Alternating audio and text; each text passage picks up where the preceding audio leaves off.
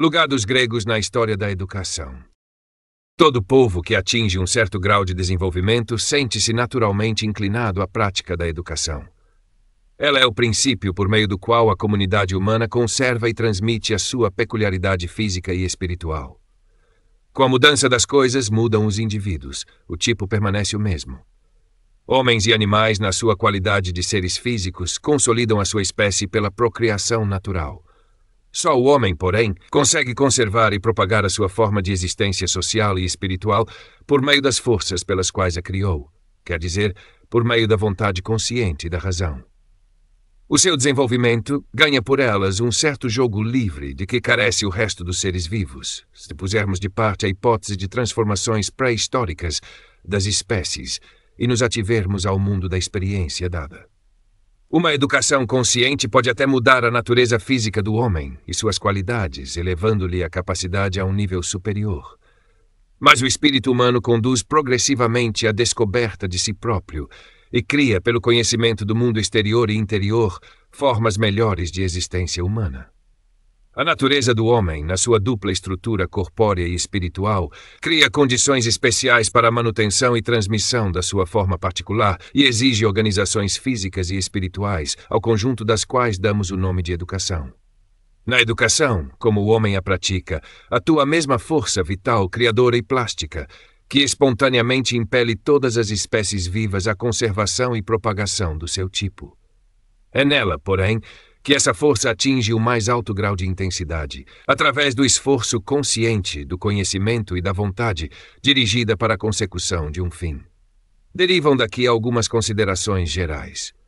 Antes de tudo, a educação não é uma propriedade individual, mas pertence por essência à comunidade. O caráter da comunidade imprime-se em cada um dos seus membros e é no homem, homo politico, muito mais que nos animais, fonte de toda ação e de todo comportamento. Em nenhuma parte o influxo da comunidade nos seus membros tem maior força que no esforço constante de educar, em conformidade com o seu próprio sentir, cada nova geração. A estrutura de toda a sociedade assenta nas leis e normas escritas e não escritas que a unem e unem os seus membros. Toda educação é, assim, o resultado da consciência viva de uma norma que rege uma comunidade humana, quer se trate da família, de uma classe ou de uma profissão. Quer se trate de um agregado mais vasto, como um grupo étnico ou um Estado. A educação participa na vida e no crescimento da sociedade, tanto no seu destino exterior, como na sua estruturação interna e desenvolvimento espiritual. E uma vez que o desenvolvimento social depende da consciência dos valores que regem a vida humana, a história da educação está essencialmente condicionada pela transformação dos valores válidos para cada sociedade. A estabilidade das normas válidas corresponde à solidez dos fundamentos da educação. Da dissolução e destruição das normas advém a debilidade, a falta de segurança e até a impossibilidade absoluta de qualquer ação educativa. Acontece isso quando a tradição é violentamente destruída ou sofre decadência interna. Sem dúvida, a estabilidade não é indício seguro de saúde, porque reina também nos estados de rigidez senil, nos momentos finais de uma cultura. Assim sucede na China confucionista pré-revolucionária, nos últimos tempos da antiguidade, nos derradeiros dias do judaísmo, em certos períodos da história das igrejas, da arte e das escolas científicas. É monstruosa a impressão gerada pela fixidez quase intemporal da história do Antigo Egito, através de milênios. Mas também entre os romanos a estabilidade das relações sociais e políticas foi considerada como o valor mais alto, e apenas se concedeu justificação limitada aos anseios e ideais inovadores. O helenismo ocupa uma posição singular. A Grécia representa, em face dos grandes povos do Oriente, um progresso fundamental, um novo estádio em tudo o que se refere à vida dos homens na comunidade. Esta fundamenta-se em princípios completamente novos. Por mais elevadas que julguemos as realizações artísticas, religiosas e políticas dos povos anteriores, a história daquilo a que podemos com plena consciência chamar cultura só começa com os gregos. A investigação moderna no século passado abriu imensamente o horizonte da história. A oicomene dos gregos e romanos clássicos, que durante 2000 anos coincidiu com os limites do mundo, foi rasgada em todos os sentidos do espaço e perante o nosso olhar surgiram mundos espirituais até então insuspeitados.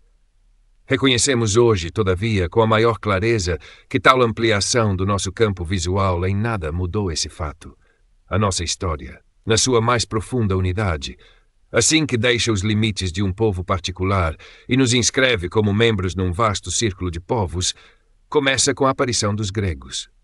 Foi por essa razão que a esse grupo de povos dei a designação de helenocêntrico I. Começo não quer dizer aqui início temporal apenas, mas ainda origem ou fonte espiritual, a que sempre, seja qual for o grau de desenvolvimento, se tem de regressar para encontrar orientação. É esse o motivo por que, no decurso da nossa história, voltamos constantemente à Grécia. Ora, esse retorno à Grécia, essa espontânea renovação da sua influência, não significa que lhe tenhamos conferido, pela sua grandeza espiritual, uma autoridade imutável, fixa e independente do nosso destino. O fundamento do nosso regresso reside nas nossas próprias necessidades vitais, por mais variadas que elas sejam através da história. É claro que, para nós e para cada um dos povos desse círculo, Grécia e Roma aparecem como algo de radicalmente estranho. Essa separação funda-se em parte no sangue e no sentimento, em parte na estrutura do espírito e das instituições, e ainda na diferença da respectiva situação histórica. Mas entre essa separação e a que sentimos ante os povos orientais, distintos de nós pela raça e pelo espírito, a diferença é gigantesca. E é, sem dúvida, errôneo e falho de perspectiva histórica separar da antiguidade clássica os povos ocidentais, como alguns escritores fazem, por uma barreira comparável à que nos separa da China, da Índia ou do Egito. Não se trata só de um sentimento de parentesco racial, por maior que seja a importância desse fator para a compreensão íntima de outro povo. Ao dizermos que a nossa história começa na Grécia, precisamos adquirir uma consciência clara do sentido que neste caso damos à palavra história. História significa, por exemplo, a exploração de mundos estranhos, singulares e misteriosos. Assim a concebeu Heródoto. Também hoje, com aguda percepção da morfologia da vida humana em todas as suas formas, nós nos aproximamos dos povos mais remotos e procuramos penetrar no seu espírito próprio. Mas é preciso distinguir a história nesse sentido quase antropológico da história que se fundamenta numa união espiritual viva e ativa e na comunidade de um destino, quer seja o do próprio povo, quer o de um grupo de povos estreitamente unidos. Só nessa espécie de história se tem uma íntima compreensão e contato criador entre uns e outros. Só nela existe uma comunidade de ideais e de formas sociais e espirituais que se desenvolvem e crescem independentes das múltiplas interrupções e mudanças através das quais varia, se cruza, choca, desaparece e se renova uma família de povos diversos na raça e na genealogia. Essa comunidade existe na totalidade dos povos ocidentais e entre estes e a antiguidade clássica. Se considerarmos a história nesse sentido profundo, no sentido de uma comunidade radical, não poderemos supor-lhe como cenário o planeta inteiro, e por mais que alarguemos os horizontes geográficos, as fronteiras da nossa história jamais poderão ultrapassar a antiguidade daqueles que há vários milénios traçaram o nosso destino. Não é possível dizer até quando a humanidade continuará a crescer na unidade de sentido que tal destino lhe assinala. Nem isso importa para o objeto do nosso estudo. Não é possível descrever em poucas palavras a posição revolucionadora e solidária da Grécia na história da educação humana. O objeto deste livro é apresentar a formação do homem grego, a paideia, no seu caráter particular e no seu desenvolvimento histórico. Não se trata de um conjunto de ideias abstratas, mas da própria história da Grécia na realidade concreta do seu destino vital. Contudo, essa história vivida já teria desaparecido há longo tempo se o homem grego não a tivesse criado na sua forma perene. Criou-se como expressão da altíssima vontade com que talhou o seu destino. Nos estádios primitivos do seu crescimento, não teve a ideia clara dessa vontade, mas à medida que avançava no seu caminho, ia se gravando na sua consciência com clareza cada vez maior a finalidade sempre presente em que a sua vida assentava. A formação de um elevado tipo de homem. A ideia de educação representava para ele o sentido de todo o esforço humano. Era a justificação última da comunidade e individualidade humanas. O conhecimento próprio, a inteligência clara do grego encontravam-se no topo do seu desenvolvimento. Não há nenhuma razão para pensarmos que os entenderíamos melhor por algum gênero de consideração psicológica, histórica ou social. Mesmo os imponentes monumentos da Grécia arcaica são perfeitamente inteligíveis a essa luz, pois foram criados no mesmo espírito. E foi sob a forma de paideia, de cultura, que os gregos consideraram a totalidade da sua obra criadora em relação aos outros povos da antiguidade de que foram herdeiros. Augusto concebeu a missão do Império Romano em função da ideia da cultura grega. Sem a concepção grega da cultura não teria existido a antiguidade, como unidade histórica, nem o mundo da cultura ocidental. Hoje estamos habituados a usar a palavra cultura não no sentido de um ideal próprio da humanidade herdeira da Grécia, mas antes numa acepção bem mais comum que a estende a todos os povos da Terra, incluindo os primitivos. Entendemos assim por cultura a totalidade das manifestações e formas de vida que caracterizam um povo dois. A palavra converteu-se num simples conceito antropológico descritivo. Já não significa um autoconceito de valor, um ideal consciente. Com esse vago sentimento analógico, nos é permitido falar de uma cultura chinesa, hindu, babilônica, hebraica ou egípcia, embora nenhum desses povos tenha uma palavra ou conceito que a designe de modo consciente. É evidente que qualquer povo altamente organizado tem um sistema educativo. Mas a lei e os profetas dos hebreus, o sistema confucionista dos chineses, o Dharma, hindu são, na sua essência e na sua estrutura espiritual, algo fundamentalmente distinto do ideal grego de formação humana. O costume de falar de uma multiplicidade de culturas pré-helênicas tem a sua origem, em última análise, no afã igualitário do positivismo, que trata as coisas alheias mediante conceitos de raiz europeia. Sem levar em consideração que o simples fato de submeter os mundos alheios a um sistema de conceitos que lhes é essencialmente inadequado é já uma falsificação histórica. Nela radica o círculo vicioso em que se debate a quase totalidade do pensamento histórico. Não é possível evitá-lo completamente, porque não é possível sair da nossa própria pele.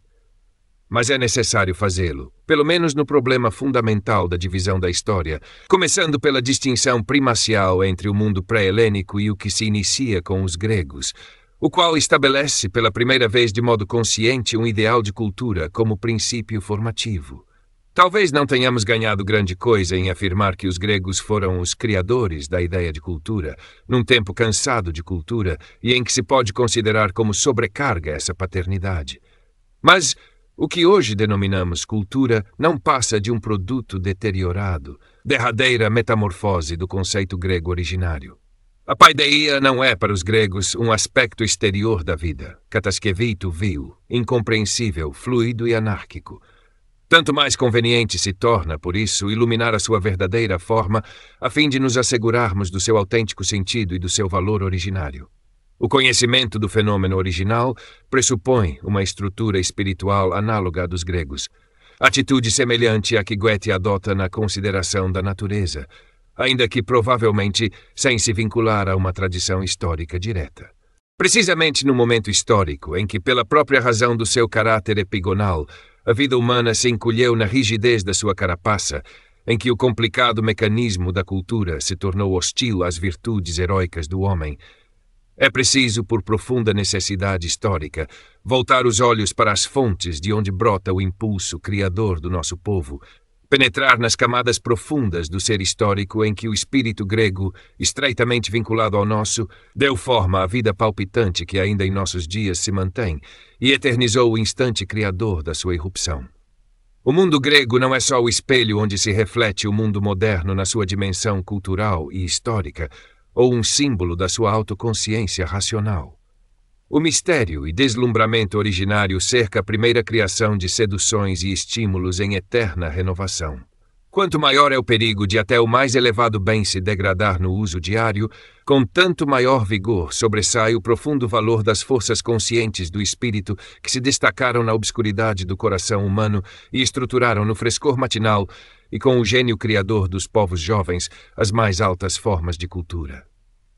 Dissemos que a importância universal dos gregos como educadores deriva da sua nova concepção do lugar do indivíduo na sociedade. E com efeito, se contemplamos o povo grego sobre o fundo histórico do Antigo Oriente, a diferença é tão profunda que os gregos parecem fundir-se numa unidade com o mundo europeu dos tempos modernos. Isto chega ao ponto de podermos sem dificuldade interpretá-los na linha da liberdade do individualismo moderno. Efetivamente, não pode haver contraste mais agudo que o existente entre a consciência individual do homem de hoje e o estilo de vida do Oriente pré-helênico, tal como ele se manifesta na sombria majestade das pirâmides, nos túmulos dos reis e na monumentalidade das construções orientais. Em contraste com a exaltação oriental dos homens-deuses, solitários, acima de toda a medida natural, onde se expressa uma concepção metafísica que nos é totalmente estranha. Em contraste com a opressão das massas, sem a qual não seria concebível a exaltação dos soberanos e a sua significação religiosa, o início da história grega surge como princípio de uma valoração nova do homem, a qual não se afasta muito das ideias difundidas pelo cristianismo sobre o valor infinito de cada alma humana, nem do ideal de autonomia espiritual que desde o Renascimento se reclamou para cada indivíduo. E teria sido possível a aspiração do indivíduo ao valor máximo que os tempos modernos lhe reconhecem, sem o sentimento grego da dignidade humana. É historicamente indiscutível que foi a partir do momento em que os gregos situaram o problema da individualidade no cimo do seu desenvolvimento filosófico que principiou a história da paz europeia. Roma e o cristianismo agiram sobre ela. E da intersecção desses fatores brotou o fenômeno do eu individualizado. Mas não podemos entender de modo radical e preciso a posição do espírito grego na história da formação dos homens, se tomarmos um ponto de vista moderno. Vale mais partir da constituição rássica do espírito grego. A vivacidade espontânea, a sutil mobilidade, a íntima liberdade, que parecem ter sido as condições do rápido desabrochar daquele povo na inesgotável riqueza de formas que nos surpreende e espanta ao contato com os escritores gregos de todos os tempos, dos mais primitivos aos mais modernos, não têm as suas raízes no cultivo da subjetividade, como atualmente acontece. Pertencem à sua natureza. E quando esse povo atinge a consciência de si próprio, descobre, pelo caminho do espírito, as leis e normas objetivas, cujo conhecimento dá ao pensamento e à ação uma segurança antes desconhecida. Do ponto de vista oriental, é impossível compreender como os artistas gregos conseguiram representar o corpo humano, livre e descontraído, fundados não na imitação de movimentos e atitudes individuais escolhidas ao acaso, mas sim na intuição das leis que governam a estrutura, o equilíbrio e o movimento do corpo. Do mesmo modo, a liberdade sofria sem esforço, característica do espírito grego e desconhecida dos povos anteriores, baseia-se na consciência nítida de uma legalidade imanente das coisas. Os gregos tiveram o senso inato do que significa natureza. O conceito de natureza, elaborado por eles em primeira mão, tem indubitável origem na sua constituição espiritual. Muito antes de o espírito grego ter delineado essa ideia, eles já consideravam as coisas do mundo numa perspectiva tal que nenhuma delas lhes aparecia como parte isolada do resto, mas sempre como um todo ordenado em conexão viva, na e pela qual tudo ganhava posição e sentido. Chamamos orgânica essa concepção, porque nela todas as partes são consideradas membros de um todo. A tendência do espírito grego para a clara apreensão das leis do real, tendência patente em todas as esferas da vida, pensamento, linguagem, ação e todas as formas de arte, radica-se nessa concepção do ser como estrutura natural, amadurecida, originária e orgânica. O estilo e a visão artística dos gregos surgem em primeiro lugar como talento estético. Assentam num instinto e num simples ato de visão, não na deliberada transferência de uma ideia para o reino da criação artística. A idealização da arte só mais tarde aparece, no período clássico.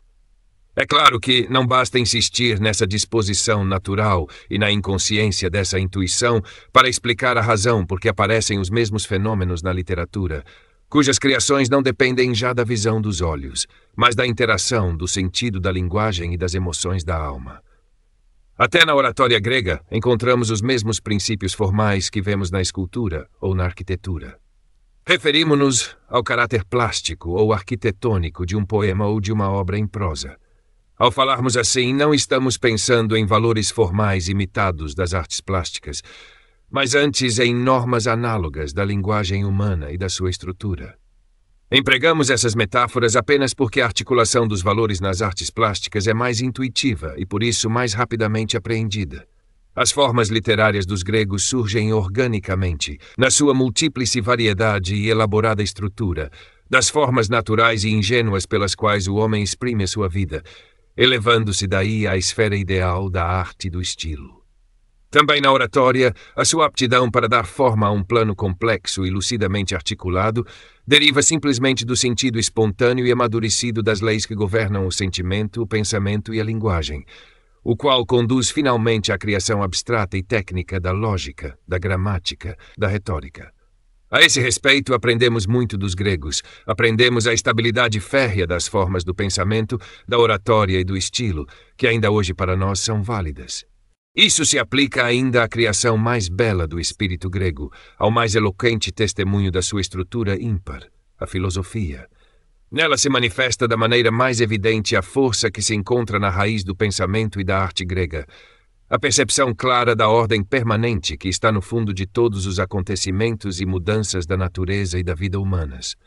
Todos os povos criaram o seu código de leis, mas os gregos buscaram a lei que age nas próprias coisas e procuraram reger por ela a vida e o pensamento do homem. O povo grego é o povo filosófico por excelência.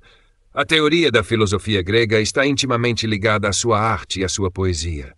Não contém só o elemento racional em que pensamos em primeiro lugar, mas também, como indica a etimologia da palavra, um elemento intuitivo que apreende o objeto como um todo na sua ideia, isto é, como uma forma vista.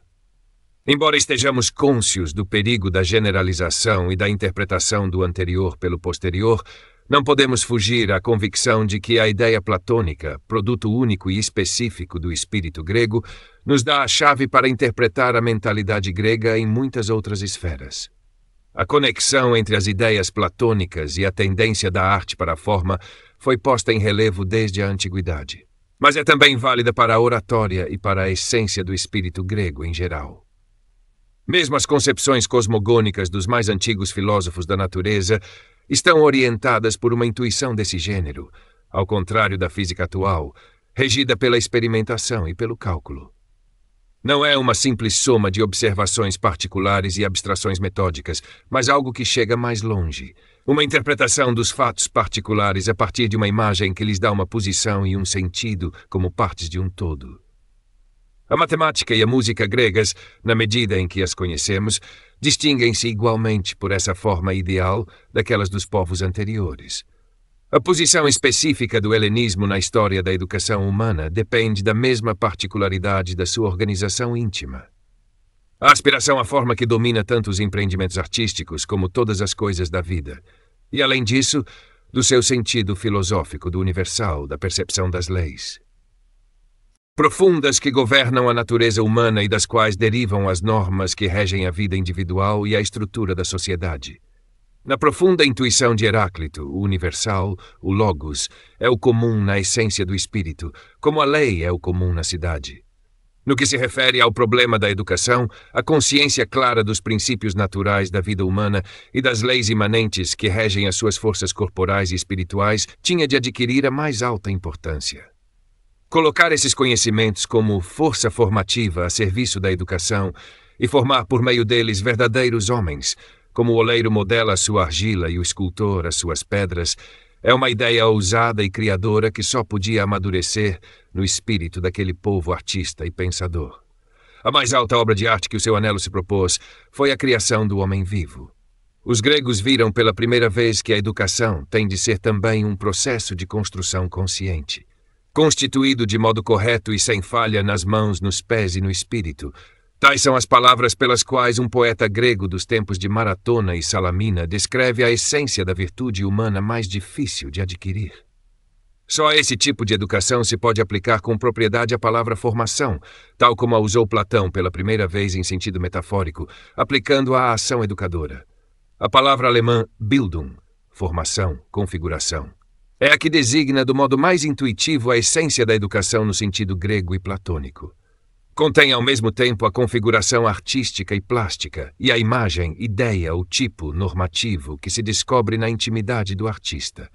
Em todo lugar onde essa ideia reaparece mais tarde na história, ela é uma herança dos gregos. E aparece sempre que o espírito humano abandona a ideia de um adestramento em função de fins exteriores e reflete na essência própria da educação. O fato de os gregos terem sentido essa tarefa como algo grandioso e difícil e se terem consagrado a ela com ímpeto sem igual, não se explica nem pela sua visão artística, nem pelo seu espírito teórico. Desde as primeiras notícias que temos deles, encontramos o homem no centro do seu pensamento. A forma humana dos seus deuses, o predomínio evidente do problema da forma humana na sua escultura e na sua pintura, o movimento consequente da filosofia desde o problema do cosmo até o problema do homem, que culmina em Sócrates, Platão e Aristóteles. A sua poesia, cujo tema inesgotável desde Homero até os últimos séculos é o homem e o seu duro destino no sentido pleno da palavra. E, finalmente, o Estado grego, cuja essência só pode ser compreendida sob o ponto de vista da formação do homem e da sua vida inteira. Tudo são raios de uma única e mesma luz, expressões de um sentimento vital antropocêntrico que não pode ser explicado nem derivado de nenhuma outra coisa e que penetra todas as formas do espírito grego. Assim, entre os povos, o grego é o antropoplástico. Podemos agora determinar com maior precisão a particularidade do povo grego frente aos povos orientais. A sua descoberta do homem não é a do eu subjetivo, mas a consciência gradual das leis gerais que determinam a essência humana. O princípio espiritual dos gregos não é o individualismo, mas o humanismo, para usar a palavra no seu sentido clássico e originário. Humanismo vem de humanitas. Pelo menos desde o tempo de Varrão e de Cícero, essa palavra teve, ao lado da acepção vulgar e primitiva de humanitário, que não nos interessa aqui, um segundo sentido mais nobre e rigoroso. Significou a educação do homem de acordo com a verdadeira forma humana, com o seu autêntico ser. Tal é a genuína paideia grega, considerada modelo por um homem de Estado romano. Não brota do individual, mas da ideia. Acima do homem como ser gregário ou como suposto eu autônomo, ergue-se o homem como ideia. A ela aspiram os educadores gregos, bem como os poetas, artistas e filósofos. Ora, o homem considerado na sua ideia significa a imagem do homem genérico na sua validade universal e normativa. Como vimos, a essência da educação consiste na modelagem dos indivíduos pela norma da comunidade. Os gregos foram adquirindo gradualmente consciência clara do significado desse processo mediante aquela imagem do homem e chegaram, por fim, através de um esforço continuado, a uma fundamentação mais segura e mais profunda que a de nenhum povo da Terra do problema da educação. Esse ideal de homem, segundo o qual se devia formar o indivíduo, não é um esquema vazio, independente do espaço e do tempo. É uma forma viva que se desenvolve no solo de um povo e persiste através das mudanças históricas. Recolhe e aceita todas as transformações do seu destino e todas as fases do seu desenvolvimento histórico. O humanismo e o classicismo de outros tempos ignoraram esse fato, ao falarem da humanidade, da cultura, do espírito, dos gregos ou dos antigos, como expressão de uma humanidade intemporal e absoluta. O povo grego transmitiu, sem dúvida, à posteridade, de forma imorredoura, um tesouro de conhecimentos imperecíveis. Mas seria um erro fatal ver na ânsia de forma dos gregos uma norma rígida e definitiva. A geometria euclidiana e a lógica aristotélica são, sem dúvida, fundamentos permanentes do espírito humano, válidos ainda em nossos dias, e dos quais não é possível prescindir. Mas até essas formas universalmente válidas, independentes do conteúdo concreto da vida histórica, são, se as consideramos com um olhar impregnado de sentido histórico, inteiramente gregas, e não excluem a coexistência de outras formas de intuição e de pensamento lógico e matemático. Com muito maior razão é isso verdade para outras criações do gênio grego mais fortemente moldadas pelo ambiente histórico e mais diretamente ligadas à situação do tempo. Os gregos posteriores, do início do Império, foram os primeiros a considerar como clássicas, naquele sentido intemporal, as obras da grande época do seu povo, quer como modelos formais da arte, quer como protótipos éticos. Nesse tempo em que a história grega desembocou no Império Romano e deixou de constituir uma nação independente, o único e mais elevado ideal da sua vida foi a veneração das suas antigas tradições. Desse modo, foram eles os criadores daquela teologia classicista do espírito que é característica do humanismo. A sua estética vita contemplativa é a forma originária do humanismo e da vida erudita dos tempos modernos. O pressuposto de ambos é um conceito abstrato e anti-histórico, que considera o espírito uma região de verdade e de beleza eternas, acima do destino e das vicissitudes dos povos. Também o neo-humanismo alemão do tempo de Goethe considerou o grego como manifestação da verdadeira natureza humana num período da história definido e único. o que é uma atitude mais próxima do racionalismo da época das luzes, Aufklärung, que do pensamento histórico nascente, ao qual com suas doutrinas deu tão forte impulso. Daquele ponto de vista, nos separa um século de investigação histórica desenvolvida em oposição ao classicismo, quando atualmente, com o perigo inverso de um historicismo sem limite nem fim. Nesta noite em que todos os gatos são pardos, voltamos aos valores permanentes da antiguidade. Não podemos considerá-los de novo como ídolos intemporais. A sua forma reguladora e a sua energia educadora, que ainda sentimos sobre nós, só podem manifestar-se como forças que atuam na vida histórica, como foram no tempo em que nasceram. Já não é possível para nós uma história da literatura grega separada da comunidade social de que surgiu e à qual se dirigia. A superior força do espírito grego depende do seu profundo enraizamento na vida comunitária, e os ideais que se manifestam nas suas obras surgiram do espírito criador de homens profundamente informados pela vida superindividual da comunidade. O homem que se revela nas obras dos grandes gregos é o homem político. A educação grega não é uma soma de técnicas e organizações privadas, orientadas para a formação de uma individualidade perfeita e independente. Isso só aconteceu na época helenística, quando o Estado grego já havia desaparecido, época da qual deriva em linha reta a pedagogia moderna. Compreende-se que o filo-helenismo da época clássica alemã, quando o povo germânico ainda não tinha autonomia política, tenha seguido o mesmo caminho. Mas o nosso próprio movimento espiritual para o Estado nos abriu os olhos e nos permitiu ver que no melhor período da Grécia era tão inconcebível um espírito alheio ao Estado como um Estado alheio ao espírito. As maiores obras do helenismo são monumentos de uma concepção do Estado de grandiosidade sem par, cuja cadeia se desenrola numa série ininterrupta, desde a idade heróica de Homero até o estado autoritário de Platão, dominado pelos filósofos, e no qual o indivíduo e a comunidade social travam a sua última batalha no terreno da filosofia. Todo o futuro humanismo deve estar essencialmente orientado para o fato fundamental de toda a educação grega, a saber, que a humanidade, o ser do homem, se encontrava essencialmente vinculado às características do homem como ser político. O fato de os homens mais importantes da Grécia se considerarem sempre a serviço da comunidade é índice da íntima conexão que com ela tem a vida espiritual criadora. Algo análogo parece acontecer com os povos orientais, e é natural que assim seja numa ordenação da vida estreitamente vinculada à religião. No entanto, os grandes homens da Grécia não se manifestam como profetas de Deus, mas antes como mestres independentes do povo e formadores dos seus ideais. Mesmo quando falam em forma de inspiração religiosa, esta assenta no conhecimento e formação pessoal. Mas por mais pessoal que essa obra do Espírito seja, na sua forma e nos seus propósitos, é considerada pelos seus autores, com vigor infatigável, uma função social.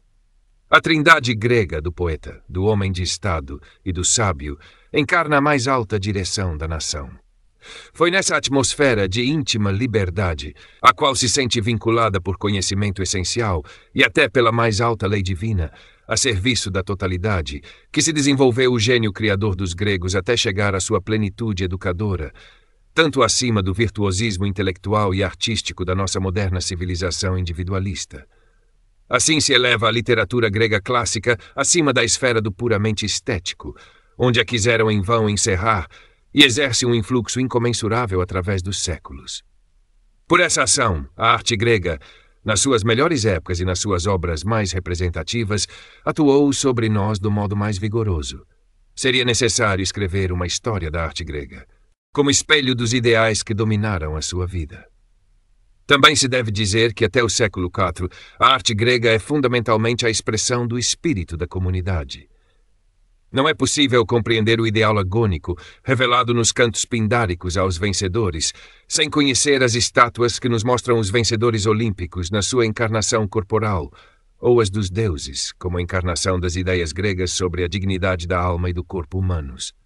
O templo dórico é, sem dúvida, o mais grandioso monumento que deixou à posteridade o gênio dórico e o seu ideal de estrita subordinação do individual à totalidade. Habita nele a força poderosa que torna historicamente atual a vida de outrora que ele eterniza e a fé religiosa que o inspirou. Sem dúvida, os verdadeiros representantes da paideia grega não são os artistas mudos, escultores, pintores, arquitetos, mas os poetas e os músicos, os filósofos, os retóricos e os oradores. Quer dizer, os homens de Estado. No pensamento grego, o legislador encontra-se, em certo aspecto, muito mais próximo do poeta que o artista plástico. É que ambos têm uma missão educadora, e só o escultor que forma o homem vivo tem direito a esse título. Comparou-se com frequência a ação educadora dos gregos à dos artistas plásticos. Os gregos, porém, nunca falam da ação educadora, da contemplação e da intuição das obras de arte no sentido de Winckelmann. A palavra e o som, o ritmo e a harmonia, na medida em que atuam pela palavra, pelo som ou por ambos, são as únicas forças formadoras da alma, pois o fator decisivo em toda a paideia é a energia, mais importante ainda para a formação do espírito que para a aquisição das aptidões corporais no agon. Segundo a concepção grega, as artes pertencem a outra esfera. Durante todo o período clássico, mantiveram o seu lugar no mundo sagrado do culto, no qual tiveram origem. Eram essencialmente agalma, ornamento. Não sucede o mesmo com o epos heróico, do qual dimana a força educadora para o resto da poesia. Mesmo quando está ligado ao culto, lança as raízes no mais profundo do solo social e político, com muito maior razão quando se encontra liberto daquele laço. Assim, a história da educação grega coincide substancialmente com a da literatura. Esta é, no sentido originário que lhe deram os seus criadores, a expressão do processo de autoformação do homem grego. Independentemente disso, não possuímos nenhuma tradição escrita dos séculos anteriores à Idade Clássica, além do que nos resta dos seus poemas. Assim, mesmo tomando a história no seu mais amplo sentido, uma só coisa nos torna acessível à compreensão daquele período: a evolução e a formação do homem na poesia e na arte. A história determinou que só isso ficasse da existência inteira do homem.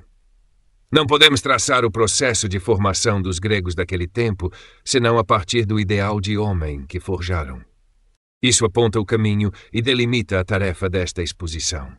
A sua escolha e a maneira de considerá-la não necessitam de justificação especial. A si próprias devem justificar-se no seu conjunto, ainda que no particular se possam acaso lamentar algumas omissões. Será colocado de forma nova um problema velho, o fato de o processo educativo ter sido vinculado desde sempre ao estudo da antiguidade. Os séculos posteriores consideraram sempre a antiguidade clássica como um tesouro inesgotável de saber e de cultura, quer no sentido de uma dependência material e exterior, quer no de um mundo de protótipos ideais. O nascimento da moderna história da antiguidade, considerada como disciplina científica, trouxe consigo uma mudança fundamental da nossa atitude para com ela. O novo pensamento histórico aspira, antes de tudo, ao conhecimento do que realmente foi e como foi. No seu apaixonado intento de ver claramente o passado, considerou os clássicos como um simples fragmento da história, embora um fragmento da maior importância, sem colocar nem prestar atenção ao problema da sua influência direta sobre o mundo atual. Considerou-se esse um problema pessoal, e o juízo sobre o seu valor foi deixado ao critério de cada um. Mas ao lado dessa história enciclopédica e objetiva da antiguidade, menos livre de valorações do que imaginam os seus mais eminentes promotores, permanece o perene influxo da cultura clássica, por mais que procuremos ignorá-lo. A concepção clássica da história que o sustentava foi eliminada pela investigação, e a ciência não se preocupou com dar-lhe novo fundamento. Pois bem, quando a nossa cultura toda, abalada por uma experiência histórica monstruosa, se vê forçada a um novo exame dos seus próprios fundamentos, propõe-se outra vez a investigação da antiguidade e o problema último e decisivo para o nosso próprio destino, da forma e do valor da educação clássica. Esse problema só pode ser resolvido pela ciência histórica e à luz do conhecimento histórico. Não se trata de apresentar artisticamente o assunto sob uma luz idealizante, mas de compreender o fenômeno imperecível da educação antiga e o impulso que a orientou, a partir da sua própria essência espiritual e do movimento histórico a que deu lugar.